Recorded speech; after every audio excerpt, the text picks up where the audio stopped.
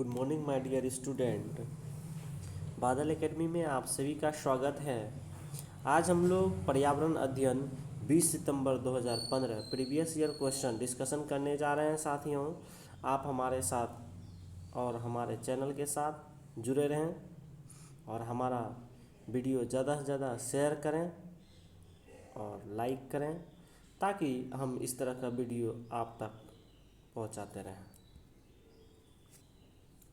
प्रश्न नंबर 61 है, पर्यावरण अध्ययन की प्रकृति निम्नलिखित का समर्थन नहीं करती। साथियों, जब भी आप क्वेश्चन को पढ़ें, जब भी प्रश्न को पढ़ें, अगर नहीं लगा रहे तो ध्यान और सतर्क हो जाए। पहला ऑप्शन है बच्चे कम गलतियां करें। दूसरा ऑप्शन है बच्चों को करके सीखने का अवसर मिले। तीसरा ऑप्शन है बच्चे बहुत से प्रश्न पूछें। चौथा ऑप्शन है बच्चों को खोज करने के लिए पर्याप्त स्थान मिले।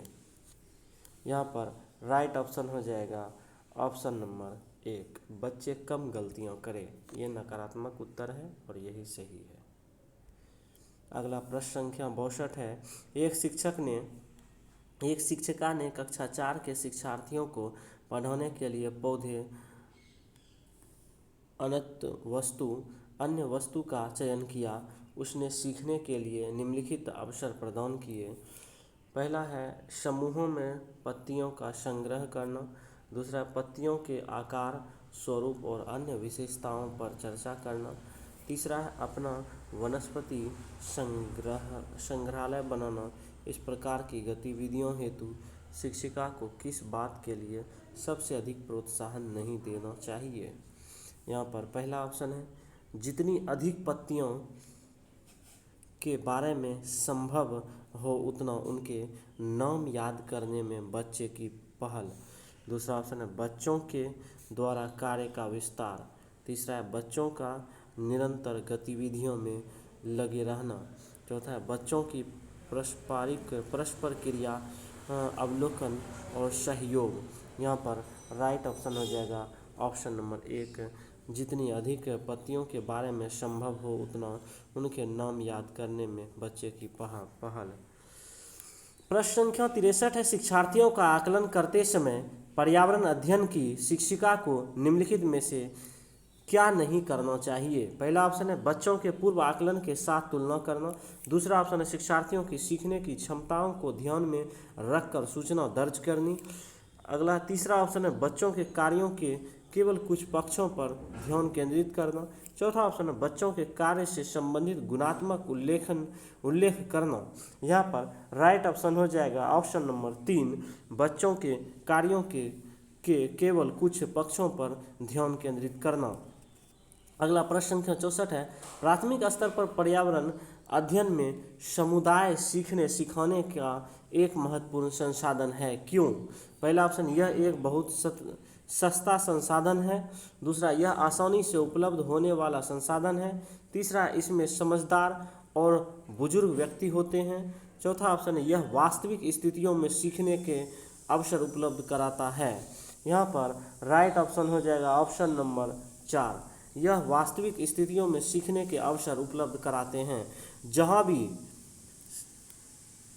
सबसे बेहतर ऑप्शन रखा जाता है, जहाँ आप देखें अवसर उपलब्ध कराना, वहाँ आप राइट आंसर ले लें।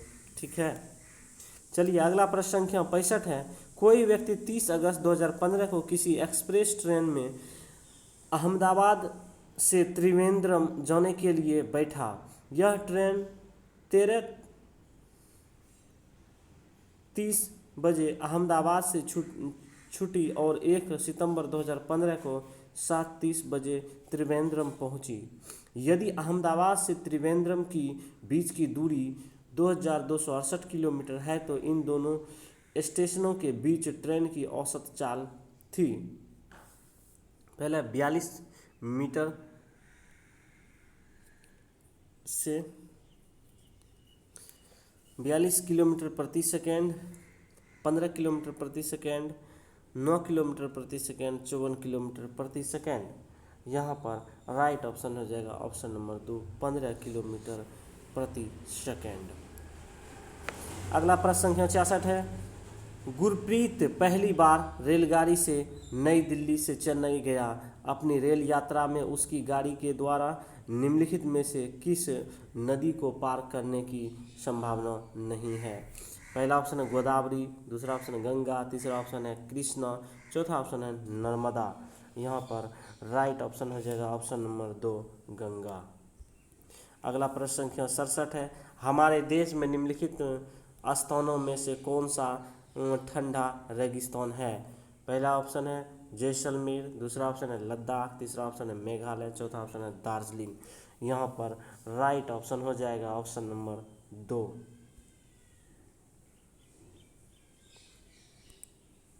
लद्दाख।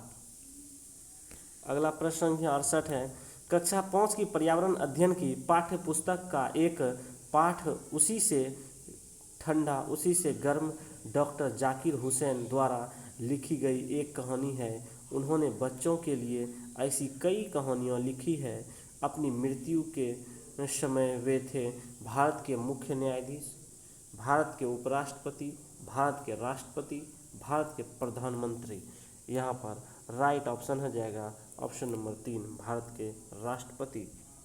अगला प्रश्न संख्या 69 है, खाद्य संरक्षण के लिए निम्नलिखित में से कौन सा जोड़ा ठीक नहीं है? पहला ऑप्शन है आलू चिप्स, दूसरा ऑप्शन है दूध पनीर, तीसरा ऑप्शन है सेब जैम्स, चौथा ऑप्शन है कच्चा आम अचार। यहाँ पर राइट ऑप्शन हो जाएगा ऑप्शन नंबर 2 दूध पनीर। अगला प्रश्न संख्या 70 है, घरों की नीचे दी गई विशिष्टताओं पर विचार कीजिए। पहला है निचली मंजिल में कोई खिड़की नहीं, दूसरा है पेड़ के तनों की लकड़ी से बनी ढालू छतें, तीसरा है पत्थर के खंभे पर जमीन से लगभग 10 से 12 फुट ऊंचाई पर बने घर। अगला है पत्थर गरा और चूने से बनी मोटी दीवारें। अगला है लकड़ी के फर्श। लेह और लद्दाख के घरों में ऊपर दी गई कौन सी विशेषताएं पाई जा सकती है? यहाँ पर पहला ऑप्शन में लिया गया है BCD, दूसरा ऑप्शन में लिया CDE, तीसरा ऑप्शन में ADE, चौथा ऑप्शन में ABC। यहाँ पर राइट ऑप्शन हो जाएगा ऑप्शन नंबर 3 ADE। ए में क्या है, डी में क्या है, ई में क्या है? ए में निचली मंजिल में कोई खिड़की नहीं होती है, ठीक कथन है। डी में क्या, पत्थर गरा और चूने से बनी मोटी दीवार। ई में क्या, लकड़ी के फर्श। इसीलिए ऑप्शन नंबर 3 को राइट आंसर लिया गया है। अगला प्रश्न संख्या 71 है, निम्नलिखित का अध्ययन कीजिए, कौन पेड़ की ऊंची डाल पर अपना घोंसला बनाता है? इस घोंसले को बनाने में कई प्रकार की चीज़ों, यहाँ तक कि लकड़ी की शाखाएं और लोहे के तार भी होते हैं। एक चालाक पक्षी भी है जो अपना घोंसला नहीं बनाता और कौवे के घोंसले में अंडे दे देता है। बेचारा कौवा अपने अंडे के साथ इन अंडों को भी सेता है। यह पक्षी कौन सा है? पहला ऑप्शन है कलचीरी, दूसरा ऑप्शन बसंत गौरी, तीसरा ऑप्शन है कोयल, चौथा ऑप्शन है शकरखोरा। यहाँ पर राइट ऑप्शन हो जाएगा ऑप्शन नंबर 3 कोयल। अगला प्रश्न संख्या 72 है, निम्नलिखित में से कौन सी बीज नहीं है? पहला ऑप्शन है गेहूं, दूसरा ऑप्शन है काली मिर्च, तीसरा ऑप्शन है साबूदाना, चौथा ऑप्शन है सौंफ। यहाँ पर राइट ऑप्शन हो जाएगा ऑप्शन नंबर 2, ऑप्शन नंबर 3 है साबूदाना। अगला प्रश्न संख्या 73 है, रेहाना अपने परिवार के साथ केरल जाती है। वहाँ उसे ऊंचे वृक्ष दिखाई पड़ते हैं जो उसके गृह नगर शिमला के ऊंचे वृक्षों से भिन्न है। उसने केरल में कौन से वृक्ष देखे होंगे? पहला है नारियल, दूसरा है सेब, तीसरा है लीची, चौथा है चीड़। यहाँ पर राइट ऑप्शन हो जाएगा ऑप्शन नंबर 1 नारियल। अगला प्रश्न संख्या 74 है, बच्चों के द्वारा सब्जी बाजार से इकट्ठी की गई निम्नलिखित सामग्री में से उन्हें पहचानिए जिनके भीतर बीज होते हैं? पहले आलू, टमाटर, नाशपाती, चीकू, भिंडी, करेला, प्याज, खीरा। पहला ऑप्शन है टमाटर, नाशपाती और चीकू। दूसरा है टमाटर, नाशपाती, चीकू, भिंडी, करेला, खीरा। तीसरा है टमाटर, नाशपाती, चीकू, भिंडी, करेला, प्याज, खीरा। चौथा है नाशपाती और चीकू। यहाँ पे राइट ऑप्शन हो जाएगा ऑप्शन नंबर 3, टमाटर, नाशपाती, चीकू, भिंडी, करेला, प्याज, खीरा। अगला प्रश्न संख्या 75 है, नीता आंध्र प्रदेश जाती है और 2 साड़ियाँ खरीदती है जो खास तौर पर वही बनाई जाती है, वे क्या कहलाती है? पहला ऑप्शन है पोचमपल्ली और कलमकारी। दूसरा ऑप्शन है पोचमपल्ली और कांजीवारम। तीसरा ऑप्शन है कलमकारी और चंदेरी। चौथा ऑप्शन है कलमकारी और कंथा। यहाँ पर राइट ऑप्शन हो जाएगा ऑप्शन नंबर 1, पोचमपल्ली और कलमकारी। अगला प्रश्न संख्या 76 है, निम्नलिखित में से कौन सी बीमारी रुके या इकट्ठा हुई पानी से हो सकती है? पहला ऑप्शन है मलेरिया, दूसरा ऑप्शन है पोलियो, तीसरा ऑप्शन है निमोनिया, चौथा ऑप्शन है चेचक। यहाँ पर राइट ऑप्शन हो जाएगा ऑप्शन नंबर 1, मलेरिया। अगला प्रश्न संख्या 77 है, निम्नलिखित में से कौन सा जोड़ा ठीक है? पहला है असम बिहू, दूसरा है ओडिशा भरतनाट्यम, तीसरा है तमिलनाडु लावनी, चौथा है कर्नाटक कथक। यहाँ पर राइट ऑप्शन हो जाएगा ऑप्शन नंबर 1, असम बिहू। अगला प्रश्न संख्या 78 है, एसिकोमो अपने घर इग्नू का निर्माण बर्फ से करते, इसका क्या कारण है? पहला ऑप्शन है बर्फ ठंडी हवा और पानी को अंदर नहीं आने देता। दूसरा बर्फ की दीवारों के बीच मौजूद हवा अंदर की गर्मी को बाहर जाने से रोकती है। तीसरा ऑप्शन बर्फ मुफ्त में मिलती है, अन्य सामग्री की कीमत अधिक होगी। अगला है ध्रुवीय क्षेत्रों में केवल बर्फ ही उपलब्ध है।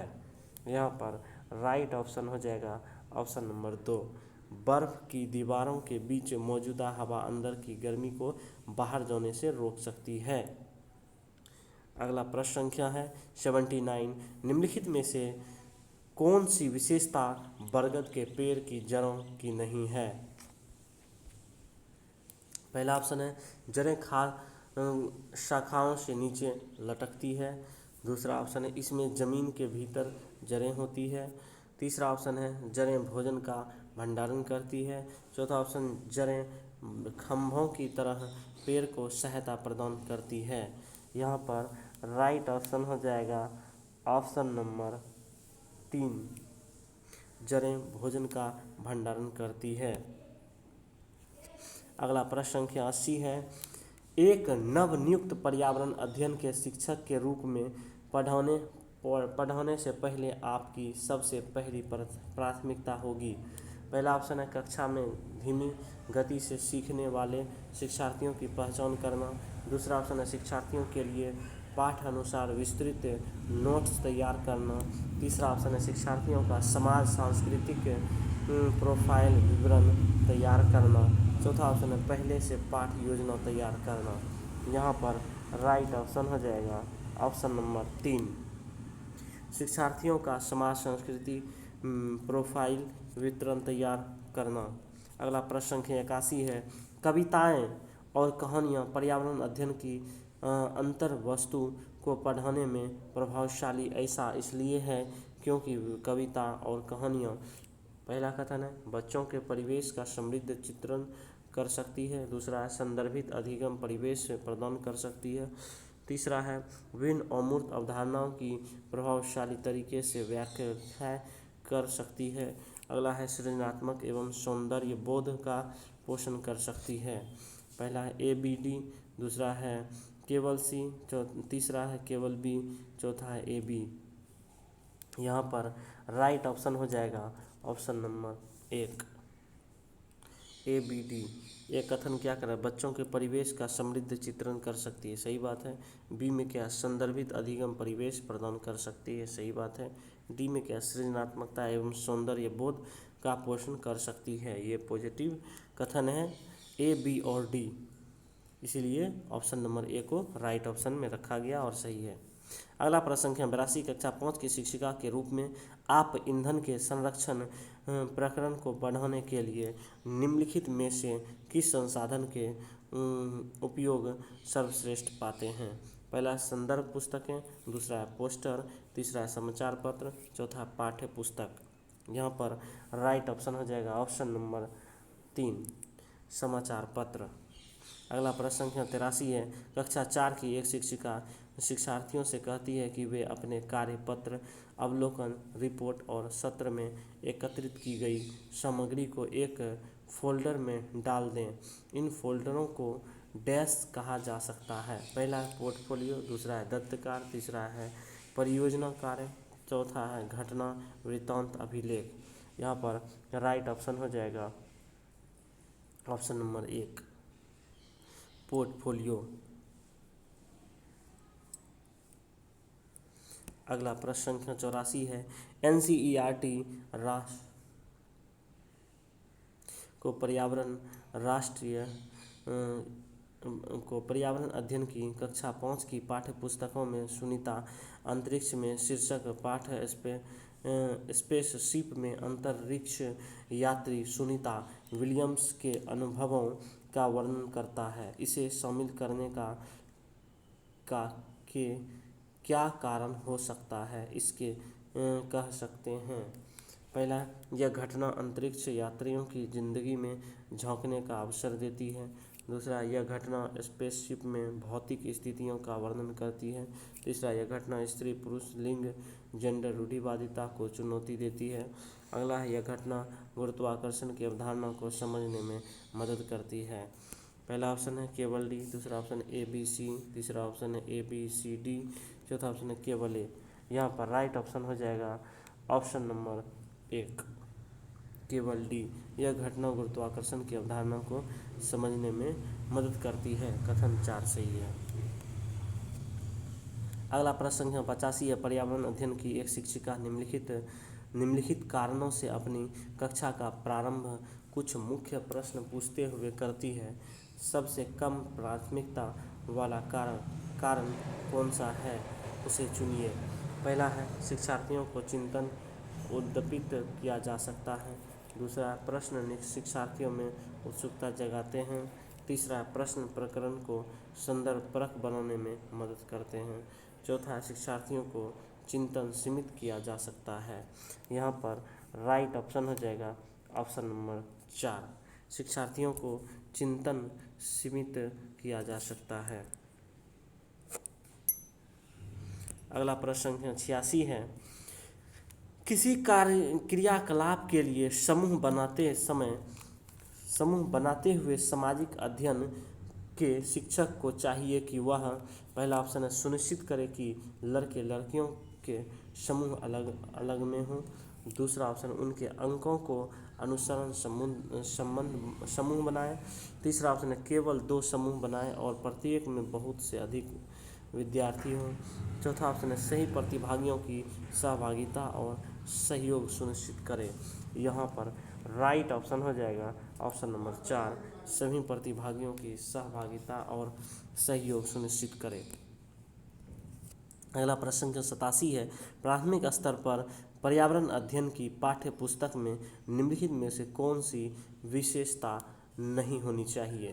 पहला ऑप्शन, यह शिक्षार्थियों की वैविध्यपूर्ण पृष्ठभूमि की ज़रूरतों को पूरा करती है। दूसरा ऑप्शन, यह वास्तविक कहानियों और घटनाओं को शामिल करती है। तीसरा ऑप्शन, यह परिभाषा और अमूर्त व अवधारणाओं की व्याख्या करने पर ध्यान केंद्रित करती है। चौथा ऑप्शन, यह प्राकृतिक और समाज सांस्कृतिक परिवेश को एकत्रित कर तरीके से प्रस्तुत करती है। यहाँ पर राइट ऑप्शन हो जाएगा ऑप्शन नंबर 3, यह परिभाषाओं और अमूर्त व अवधारणाओं की व्याख्या करने पर ध्यान केंद्रित करती है। अगला प्रश्न संख्या 88 है, पर्यावरण अध्ययन शिक्षण के संदर्भ में राष्ट्रीय पाठ्यचर्या की रूपरेखा एनसीएफ 2005 निम्नलिखित में से किसे प्रस्तावित नहीं करती है? पहला ऑप्शन है, बच्चों के अनुभवों और संदर्भों से जोड़ना। दूसरा, हस्तपरक क्रियाकलाप। तीसरा है, तकनीकी शब्दावली से परिचित करना। चौथा है विषय वस्तु उपागम। यहाँ पर राइट ऑप्शन हो जाएगा ऑप्शन नंबर 3, तकनीकी शब्दावली से परिचित कराना।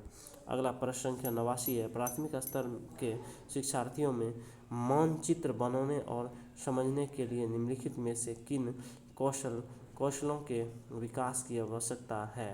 पहला ऑप्शन है स्थानों की सापेक्ष स्थिति की समझ। अगला कथन है स्थानों की सापेक्ष दूरी और दिशा की समझ। तीसरा कथन है प्रतीकों और स्केल पैमाने की समझ। चौथा स्केल पैमाने के अनुसार स्पष्ट ड्राइंग बनाना। यहाँ पर राइट ऑप्शन हो जाएगा option number 2, A B C. A कथन सही है, बी कथन सही है, सी कथन सही है। कथन ये क्या करा, स्थानों की सापेक्ष स्थिति की समझ। दूसरा कथन स्थानों की सापेक्ष दूरी और दिशा की समझ। तीसरा प्रतीकों और स्केल और माप पैमाने की समझ। सही बात है, इसीलिए कथन ऑप्शन नंबर 2 राइट लिया गया है। अगला प्रश्न है 90 नंबर, प्राथमिक कक्षाओं में पर्यावरण अध्ययन पढ़ाने के लिए निम्नलिखित में से कौन सा उद्देश्य संबंधित नहीं है। साथियों नहीं आ गया, देखिएगा विज्ञान के आधारभूत प्रत्ययों और सिद्धांतों को रटकर याद कर लेना। दूसरा है पर्यावरण को खोज के अवसर प्रदान करना। तीसरा है अवलोकन, मापन, भविष्य कथन और वर्गीकरण जैसे कौशलों का विकास करना। अगला है भौतिक और सामाजिक परिवेश के संवेदनशील विकास करना। यहाँ पर देखिए निगेटिव आंसर लेने का रहा है निगेटिव। पहला नंबर ऑप्शन है रटकर याद कर लेना, इसीलिए ऑप्शन नंबर 1 लिया गया है राइट आंसर, जो कि निगेटिव कथन है और इसीलिए ऑप्शन नंबर 1 सही है। साथियों हमारे वीडियो को लाइक करें, ज़्यादा से ज़्यादा ग्रुप में शेयर करें। अगर 2025 में सीटेट उत्तीर्ण होना है तो हमारे चैनल के साथ जुड़े रहें और लगातार इसी तरह हम आपको प्रीवियस ईयर की प्रिपरेशन कराते रहेंगे। धन्यवाद।